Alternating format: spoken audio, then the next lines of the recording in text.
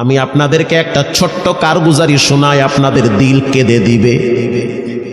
2016 সালের ঘটনা। তখন ঢাকায় মোহাম্মদপুর আমি খতমে তারাবির জন্য 2 জন হাফেজ নিয়োগ দেওয়া হবে কেন্দ্রীয় মসজিদে। অনেক হাফেজে কোরআনরা সিরিয়াল ধরেছে, তারাবি পড়াবে।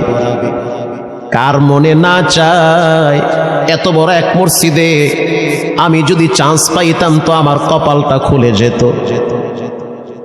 শুক্রবার দিন সবাই দরখাস্ত রাখলো, ইন্টারভিউ শুরু হয়ে গেল। পরের জুমায় অসংখ্য ছাত্রদেরকে দেখছি খতমে তারাবির জন্য ইন্টারভিউ সিরিয়াল দিয়েছে।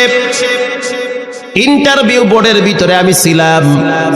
কয়েকজন হাফেজকে আমরা সিলেকশন করছি যে এদেরকে নেওয়া হবে। এদের তেলাওয়াত সুন্দর, পড়াও বড় মজার। আমরা কাগজগুলো এক জায়গায় জমা করছি। পরের জুমায় আমরা ঘোষণা দিয়ে দিব কোন মায়ের সন্তান চান্স পাবে। পরের জুমায় যখন জুমার নামাজের পর 3টার দিকে যখন আমরা বসে বসে ফলাফলগুলা দেখতেছি যে কাকে কত নাম্বার দেওয়া হয়েছে, দরওয়াজা লাগায় দিছি, জানলা লাগায় দিছি, এসি ছেড়ে দেওয়া হয়েছে, সব লাগানো, বাহির থেকে কিছুই দেখা যায় না। ইন দি মিন টাইমে মসজিদের বারান্দার দরওয়াজায় কে যেন নক করতেছে। খাদেম সাহেব আস্তে করে জালনা খুইলা উকি মাইরা দেখতেছে যে 2টা ছোট বাচ্চা বাহিরে দাঁড়িয়ে আছে, একেবারে অল্প বয়স। খাদেম প্রশ্ন করলো, তোমরা কারা, কেন আসছো?